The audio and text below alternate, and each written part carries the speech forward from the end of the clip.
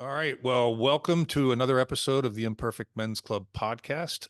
My name is Mark Aylward, and I'm here with my colleague and friend Jim Gurley. And today we're going to talk about, didn't really give it a term, Jim, but I think it's really a progression from where you are to where you'd like to be, making the assumption that where you are is not where you want to be. And you joked earlier, anybody that has aspirations isn't satisfied with where they are. So, but really, this notion of we are all in a position now where maybe we're not comfortable, but we're in a known world. We're not, there's nothing here that's threatening to us or scary to us or anything like that. We're just kind of like that whole quote unquote cliche comfort zone, right?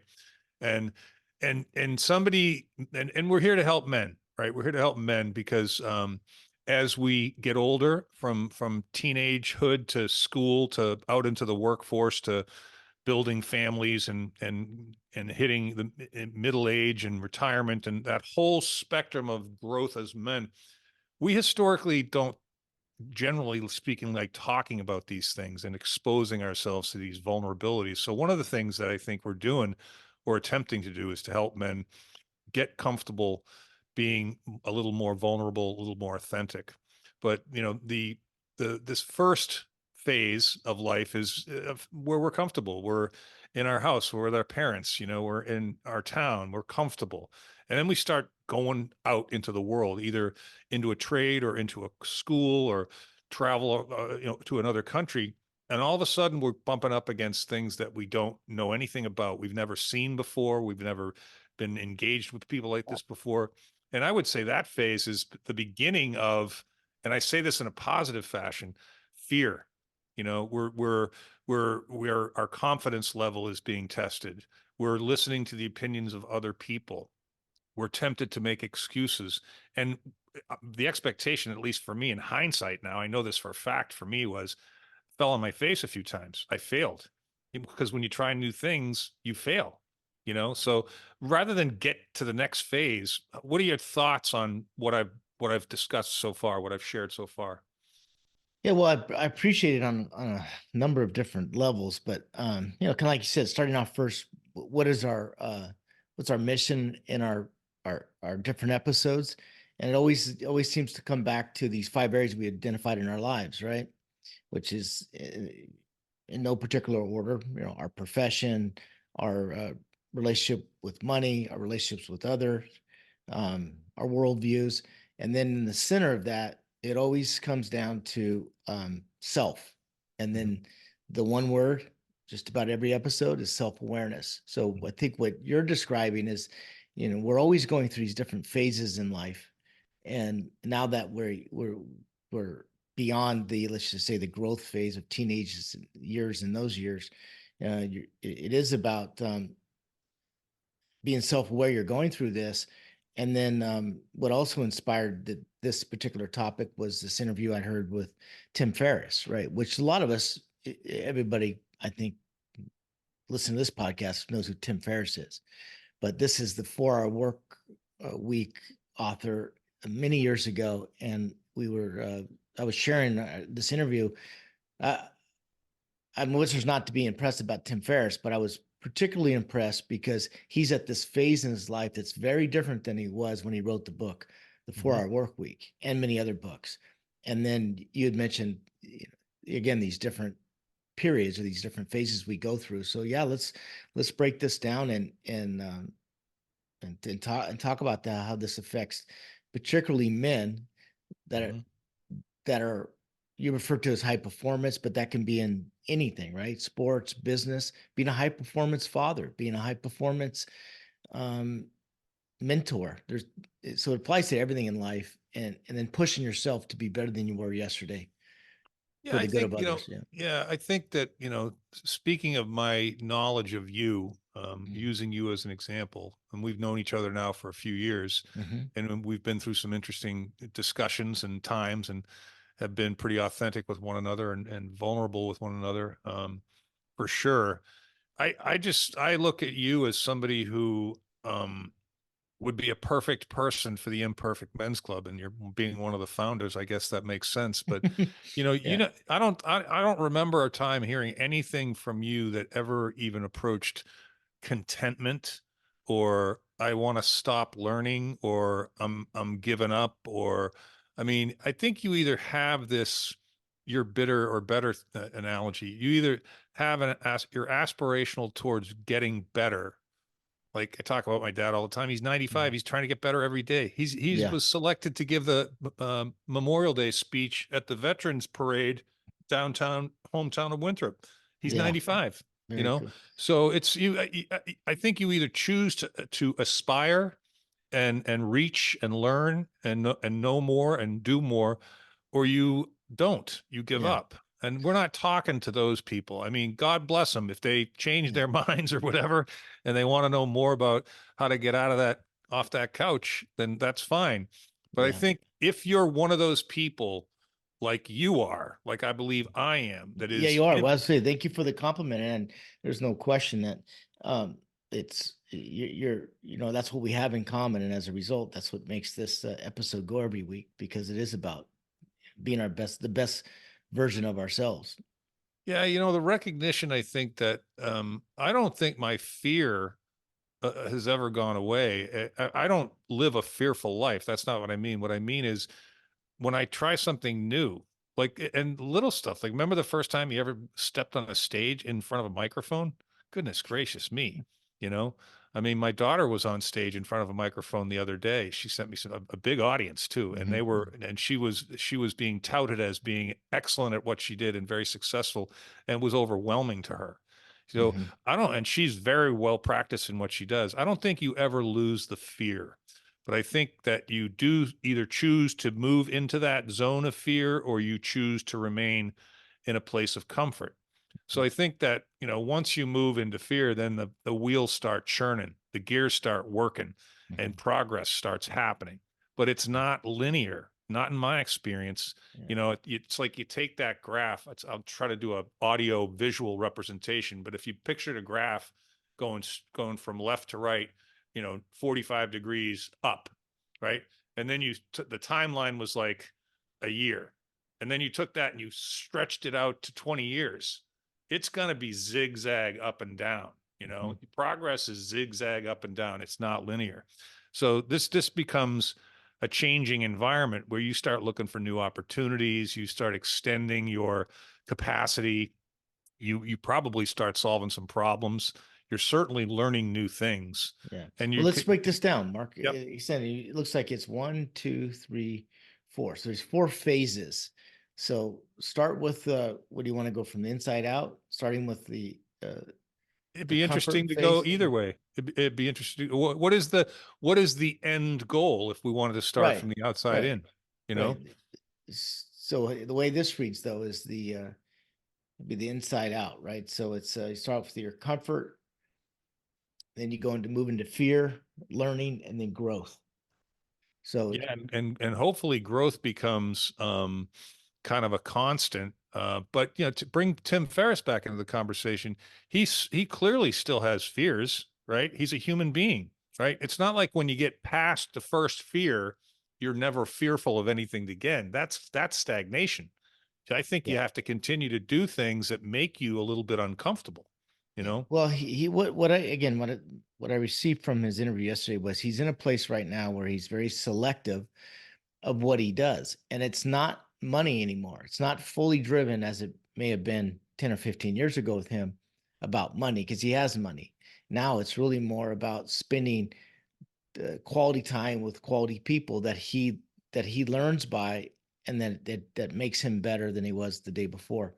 Yeah. Um, and that I just I found that was very very cool. That he can. It, yeah, it's a great recognition. It makes Yeah, me think of, I keep bumping into that Harvard study of men and happiness, and the depth, number, and quality of your personal relationships is the number one factor in determining your happiness, and that's an 85-year study.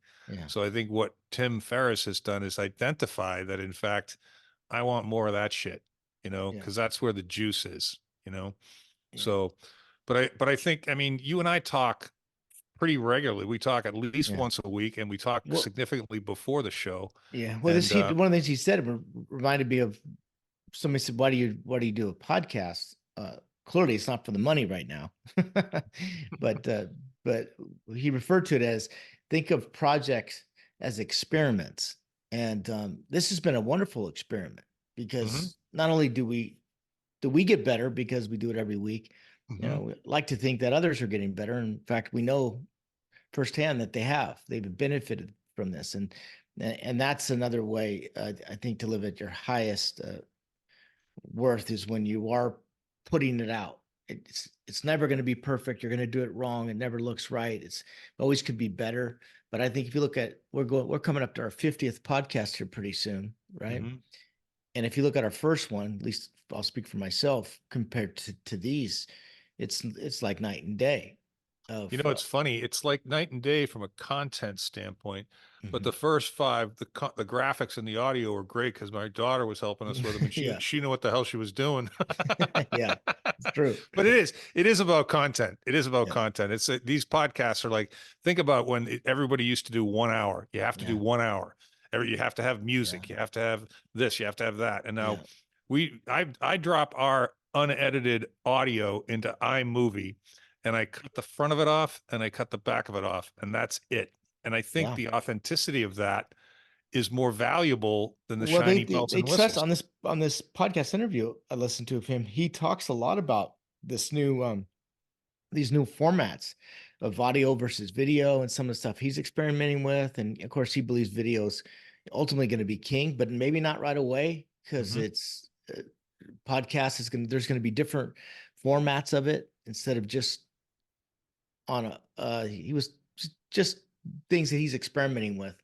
But this is no question, this is the future of how people learn and collect information that is very new to us still. You know what it makes me think of as well, Jim, is I was getting coached up because people have told me for a while, if you're comfortable on camera, get on camera because you're good at it, Mhm, and mhm. your voice is good, whatever. And once I got past the jitters and I was able to be authentic, then I think that I'm as effective as I would be face to face almost. But he's also said one thing to me that I remember in the context of what you just said. He said, make sure you activate captions because most people that are going to watch your videos are going to be at work and they're not going to want the sound on. They're going to read the captions. Hmm. And then if they like the video, they'll put it aside and they'll watch it when they get home. And I thought to myself, that's pretty interesting. So even though it's audio and video content, most people, maybe quite a few people, a high percentage of people aren't going to hear it or see it the first time they consume it. They're just going to read it and they'll Interesting. see the video, but they won't hear the audio. Yeah. And I Let think me he's share this right. one other quote that I wrote down about this interview with Tim Ferris. Uh, because he interviews people. That's one of his skill hmm sets, right? He hmm like and you mentioned the book that he wrote recently. That's what he did. He flew around the world and I interviewed. think I think he's got maybe a more recent. He's done a food book. Yeah. This one's Tools of Titans. This is where he went around and interviewed billionaires and icons and covered the tactics and the routines and the habits that they deployed to get to where they are. It's a Yeah. it's a very interesting book. I haven't read the whole thing. My Yeah. daughter bought it and left it So that behind. yeah, that sets up what I was going to say next very well. So he's like he's going all in what he does good, and he knows that what he does very well is interview people. hmm He has honed his skill to a whole other level, right? And that's what he's good at, and that's what he likes to do, and that's what he's going to continue to do. And he's hmm okay. And I'm not going to do all the new stuff, and he's okay with that. But one of the first things that was a question that he does in order to assure quality interview is and I've heard this before many times too, but define what success looks like to that person. hmm And it kind of it refers to what we're going to go through, right? These different zones. You have to define what success looks like in to that person, and that could be different. And if you don't guess at it, but if you do that in advance, then the interview will go better. I'm paraphrasing what he's saying. Um, and everything, there's alignment in terms of what the end game is. So define the outcome of what success looks like. Very Yeah. important. A lot of times we fly over it and forget that. Well, I have a Um, couple thoughts on that, Jim. yeah, I think that I let's think talk about those. Yeah. I think everyone's different. I think that some people really need structure and some people are better at improv. And I think Mhm. that I'm more of an improv guy and you're more of a structure guy. And I But what don't does that think have to do with defining success? I'm not sure I understand the I connection don't there. I would be able to think I think I would be able to successfully interview somebody without any definition of what they thought success was. I think we would probably end up No, no, at that maybe hold on. conclusion. Let me start. What he's saying, what a successful interview would sound like if they listened to it after he. So, like everything in life, I think you can't assume that you are thinking the same thing. The simplest things, like, hey, let's define what a successful interview is to you, if you're interviewing somebody else. Okay. Okay. No, that's a So, bit of a different context. yeah, I I think it understand what is. you're saying. That's why you were Yeah, answering, I think, a different question. I Yeah, was. Yeah, I think that's more along the lines of what I talk about when I talk about, talking to my girls about a particular polarizing word. It's like, okay, before we talk about feminism, for instance, what does that mean to you? You yeah, know, yeah. that's similar to that. So I'm with you on that. I think in everything in life, let's define what the outcome of this conversation should be, or let's define what success looks like. Even if we disagree on how that's going to happen, that's Mhm. fine. But what is the desired outcome? It's such a fundamental thing. I think we fly over a lot of times and get frustrated with people. But Yeah, yeah. No, I think it's probably one of my weaknesses, but it also might be one. It might be one of my strengths too. Ironically well, let's speaking. let's find out. So anyway, getting back to this these zones. So go ahead and go through it, then we'll just break it down. Well, we're kind of been through it. I think if you want to, I don't think so though. So comfort zone, that's the first. That's what we'll just read right off it, right? So safe, relax, and low risk control. So what is yeah, I give me an mean, example there. you feel like you've been doing the same thing for 20 years, right? Got it. And you're good at it, right? Yeah. You're not great at it, but you're good at it, and you're getting a good paycheck, and you got a nice house, and you got a nice car, I see. So and this would be the end point. If we're no, going, this might be in your 30s. It might be could be in your 20s or 40s. It's just like you've reached a point where for some reason you're sitting back and going, I think there's more. I think there's more, and I wonder what that might look like. And it's kind of an awakening. In my experience, it typically happens. It's event driven. A health but the issue. goal is to be in your comfort zone, right? That's the No, end no, no, game. no. I don't consider that a goal. I consider that a state. You're in Okay, that okay, that's state. fine. But Okay. but don't we want to be in this state? This I'm referring to this first state, referred to as the comfort zone. The end goal is to be in there as much as you can, knowing that's always changing. But that's your best place to be, right? Your comfort zone. Well, you tell me. I mean, I don't think I've been Well, as yeah, I'll tell you. happy. Yeah, we're gonna have some fun with this one because yeah, I want to be in control. I want to feel safe. I want to be relaxed. Absolutely. So, And what's then wrong with what? that? Nothing wrong with it. Okay, so Nothing the wrong with second it. one is the fear zone, which is low confidence, problem focused, influenced by others, and excuses. Fuck that. I don't want to be in that zone. Well, then look all the way to the right I and know I'm say, going. That's what I'm saying. I'm going from but the skip. Well, inside. even skip the next one. What I'm saying is the second zone is necessary to get to the third and fourth. If you remain in the first, you never get to the second, third, or fourth. So yes, it's comfortable, but are we aspiring to comfort or is there more? And I'm not. This is not a right or wrong discussion. This is more along the lines of if you want to continue to grow, if you want to continue to get better, you have to encounter fear.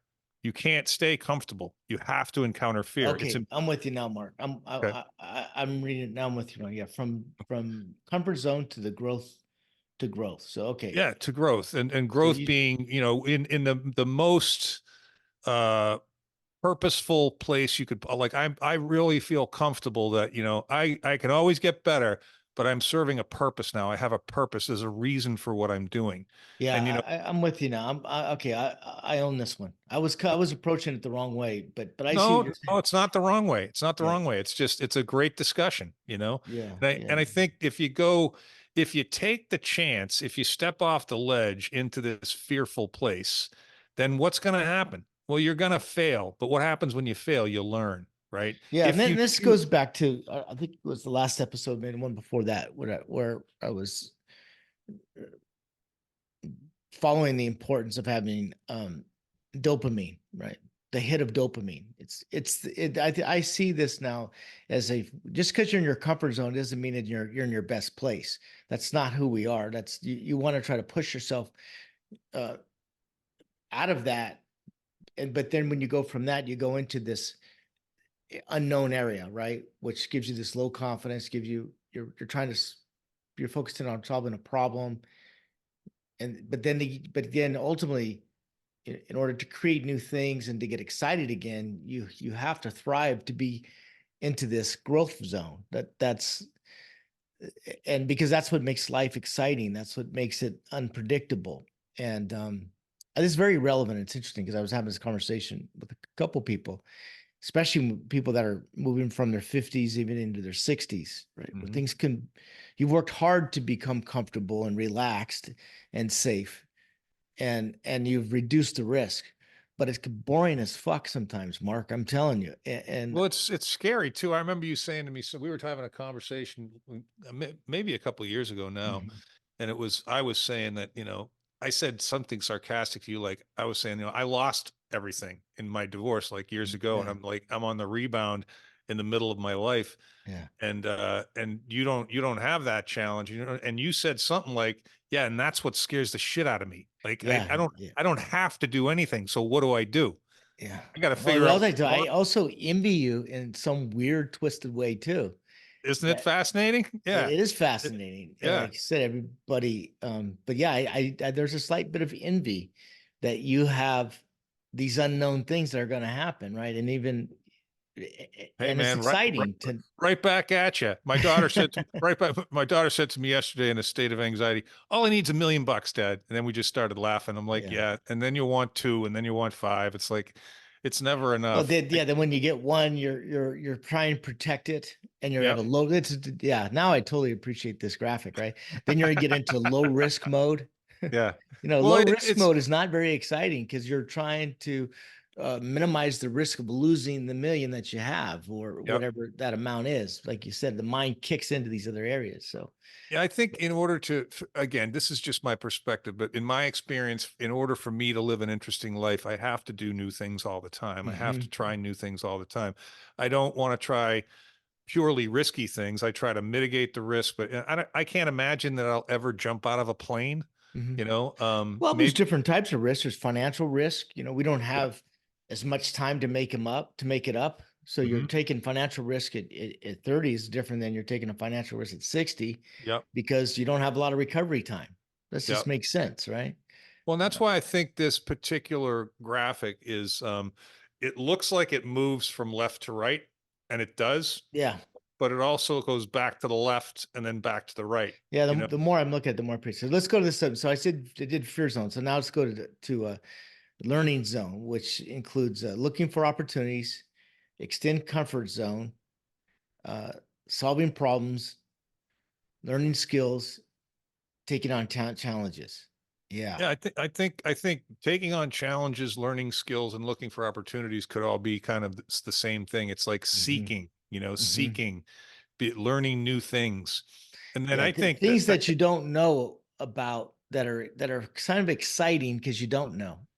yeah, I think, I mean, you've introduced me to a couple things that I didn't hmm know, and I've introduced you to a few things. And Yep. on more than one occasion, you're like, I want to know more about that. That sounds interesting. I didn't know Yeah. that, and Yeah. I think that that's why it pays to hang around with interesting people. It pays to hmm hang around with people that want to learn new things. hmm And, just the fact that you grew up in California and I grew up in Massachusetts means I know stuff you don't know and you know stuff I don't know. Just Right. that, you Yeah. know, cultural things, interesting things, different languages, different foods. No So, question. No I question. think that solving problems, in the career space that I've been in, I find that the only thing organizations want when they hire someone, I don't care in what capacity, is someone that can solve problems, Hmm. you know?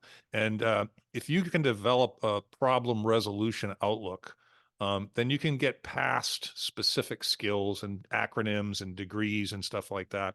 Not in every situation, but in most, in my experience. Yeah. But I, So and it, Go ahead. yeah, so I'm ready to go into this growth zone. I want to get through this the full. I think, you've heard me talk about that book, I workbook I give Yeah, to but let people. me read these subcategory terms before I forget. So growth zone, which is the last ring of this, it's just setting goals, high self-esteem, finding purpose, having a vision, motivation and growth, and achieving Goals. goals. Yeah. Yeah. So I Yeah. think I that's mean, a lifelong. I think at any stage in your life, you want to be in that place, right? Setting goals, whatever those are, and then self-esteem is everything. it's one of our self words. Yeah. And Fine, finding fine. purpose, whether that's your grandchildren, whether that's your community. It's I talk about that one in the context of my faith. mhm, I'm always asking myself, and I write it down sometimes. Why did God put me on the earth? What am I supposed to be doing here? What's my mhm, purpose? mhm, And I don't think you have to be a faithful person to think along those lines. It's like, the highest level of service I can bring to my existence, in mhm, gratitude for my being granted the ability to live on this earth. What am I mhm. supposed to give back? And you can get into cliches there and you can get kind of corny, I suppose, but I keep coming back to that in my life, and learning new stuff, helping other people, being of service. I think being of service, I keep coming back to that as my purpose. So Mhm. that's what I try to do, you know, Yeah, and that yeah, that requires a vision of some kind, that looks different for everybody. And goals is interesting for me. It's setting goals and achieving goals. I think we've talked about this before. When I think of goals, I think of metrics, revenue figures, sales figures, weight loss. mhm, There's a structure to it. It's a number, and that to me was always off-putting. I always felt pressure from that. mhm, Now, I worked in sales environments my whole life, so I was always bumping up against goals, mhm. but Yeah, they always intimidated me. They always made me comfortable. I was always like disappointed if I didn't make them. Most of the time I made them. Most of the time I exceeded them. So it's interesting that they bothered me so much, but the goals I set now are more along the lines of what is the process that I'm going to commit to on a daily, weekly, monthly, yearly basis? What am I going to yeah, bring into my life? Am I going to bring yeah. in? I have a question about goals because this Yeah. is something I kick around. And this would be a good place to kind of flesh this out as well. But um, I try to use the word objectives in replace of goals. Mhm. What is in your mind the difference, the definition difference between an objective and a goal? Because they can get interchanged a lot of times. But if I'm writing an email or I'm going to talk to somebody, I like to use the word objective because it's mutual, right? It's something Yep. that we have a desired outcome that we both benefit from. That's my definition of an objective versus the word goal. What are your thoughts on that? Just and this is everything in life. You're not thinking about what you wanted out of what your goal is, but let's whoever you're interacting with is let's establish that together, Yep. or let's be clear what mine are so this that aligns with yours. But what's the difference between objectives and goals in your opinion, Mark? Well, I think to my point, I think the goal is a number. That's an oversimplification, but for the Yeah, purposes of but this discussion, it's a mhm, number. An objective is a destination, and one of the things my dad says to me, and I like it because every once in a while I'll say, "How you doing today?" versus where you were a year ago. That to me, I'd rather think about that, right? That's an object. I want to be better than I was last year. I so an want to be objective is a destination. Is it fair to say it's a common destination when you're if interacting if with if somebody you're else? yeah, if you're collaborating with somebody, it certainly is. This is But where we isn't that most of the time? If you're well, you're not interacting with somebody, if you're interacting, I would say yes, but we're not always interacting. Sometimes we have individual goals. yeah, So I just don't, the world, you prove my point. It's like we're all just different, and you got to find, yet you have to have, let's call it this. I think you have to have aspirations, right? Now, Yeah. those could be objectives or they could be goals. Both of those in my mind are aspirations. Yeah. They're Maybe it's a progress. mindset. I really believe when I walk up to the counter to order, I don't know, a taco, there, that's an objective. I have an objective. My objective is to get something to eat that I like, that I enjoy. And the person I'm interacting with is, their objective is to take my money and provide an order. So, but I like to approach people with that mindset, an objective mindset, no matter what it is. And I find that when I'm very deliberate about that, I can change the way the tone of their voice. I can change the way the interaction. Hmm.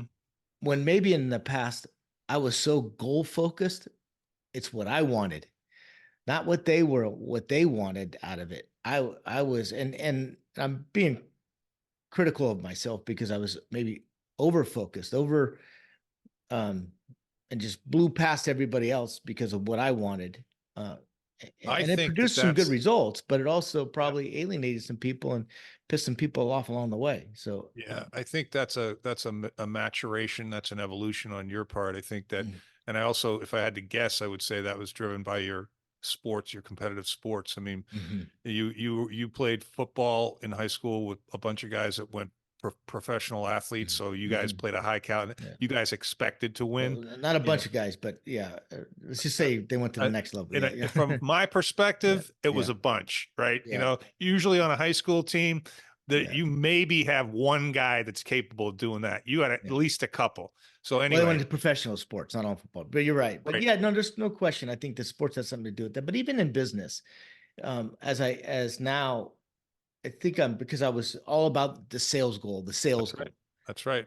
And Yep. sure, we achieved it, but it doesn't mean we were liked very much on the way of doing it. Not that like was the main objective, but I just think I'm talking about being a better version of ourselves, right? I'm talking about even the Tim Ferris.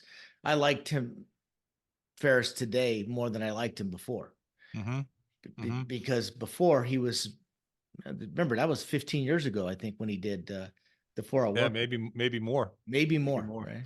He's Yeah, well, evolved in to the person that I would inspire to want to think like and be like. yeah, And it sounds like he's just continuously becoming more yeah, self-aware of who he is and that's what's important to him.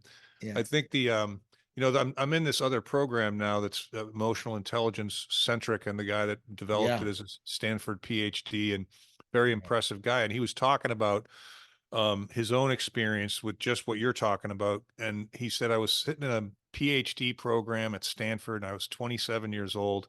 I think that's it. It was 26, 28, whatever. It was definitely Stanford. It was definitely advanced degree. hmm, And we were going around the room and everyone was sharing feedback on their opinions of the other people in the group. And everyone to a man said to me, I won't use his name, but you're one of the most accomplished, intelligent people I've ever been around. But why do you have to be such an asshole? And he goes, it wow, wasn't one person in the room, it was everyone in the room. hmm, And it was at that moment that I decided, well, and then he starts talking about his parents being angry and his upbringing and oh, interesting, how judgmental he was and where it yeah, came from.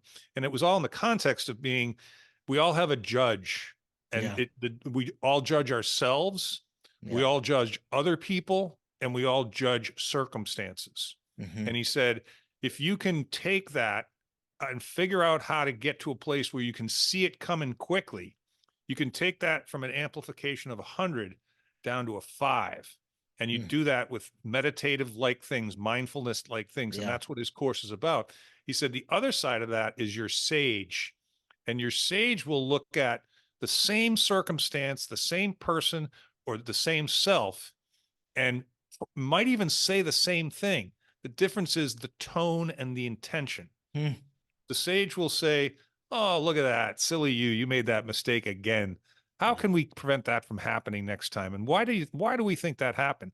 And the judge is like, you fucking idiot. Why are you doing that over and over again? Are you ever going to learn, you moron? you Yeah. know, and it's like, it's fascinating stuff. It really Yeah. is fascinating Well, stuff. first of all, thank you for sharing that. I think it was well said, and it reminds me, and maybe a good place to wrap up too. It reminds me of these interviews that I seem to find, or they find me recently, of this. I'll go as far as saying it's kind of this next level um, guy. It's a Hmm. guy, very self aware, right? What was it? Scott Galloway. Hmm. Galloway. I think so. Yeah. He's one of those guys, right? Rich Roll, obviously. Tim Ferris. These are guys about our age that are really in tune with this self-awareness thing, and they're not the pricks, the assholes, the guy you were talking about. That it's a different cat. It's a different way of seeing things, for the good, by the way. I mean, I could see, this maybe is this we're entering this next place of real change that needs to happen in the world and in our country. And I think Yeah. it's going to take that type of an approach and a mentality. Just when you mentioned that the other guy that you said he wasn't likable, or his approach, yeah, maybe he was good, but he wasn't being that effective because people didn't like him. Yep. And if they don't like you, they won't follow you, and you That's can't right. make very much change. So it just Yeah. I just think it's remind a me of that. combination of things, Jim, and I appreciate your perspective on it. I feel like I'm reacting to my stage in life Yeah, and the circumstances in the world right now. I think it's a yeah, combination of both of them. And I almost feel obligated to say, look, I feel like I can help, man. And I really, if I can, let yeah, me, yeah, please, because we need it. yeah. Well, and you, yeah, again, it's not a quote. I think it's kind of a saying that if you have an obligation to let that out, Hmm. like, and holding it in is taboo, right? And it's not perfect. This is going back to what we're talking about. It's not going to be refined and excellent the first time. It's going to take, just like our podcast, right? Going to 50 episodes to Hmm. get that voice, to push that out. You have to go through the zones that we're just talking about, where it is, you don't have a lot, you have low confidence. There's a better product in there, and it's uncomfortable and it's kind of embarrassing, but you push through that to finally get it out to a point where others can Well, benefit from it. we, So we just did it. I mean, we yeah, were looking at the same graphic and we're interpreting it in two different ways. And after two or three iterations of explanation and contextualization by both of us back and forth, you went, "Oh, okay, I see, yeah, I see." And I did it on a point earlier. I don't even yeah, remember what it was. yeah, So that's the other thing about open dialogue and civil discourse and conversation yeah, and encouraging ongoing discussion. We're yeah. not doing enough of that, man. We're just Well, not. that So this is we never also had this medium of a podcast that we could do this. yeah, There's that this is very new, and that before you had it, not everybody had access to media like this, where you yeah. can have a 30-40 minute conversation and really get through it. Everything had to be condensed into a commercial, or to a somewhat of a contrived script of Well, writers and actors, and that. you had to get on a plane and make a big deal in a hotel Yeah, room and a whole day meeting in a conference room. So no, this is great. Let's keep trying yeah, to figure it out. that will, of course. So sounds good, Mark. Let's wrap this one up, huh? Until next week. Thanks, Jim. See you next week. Yeah, talk to you next week. Okay. Peace.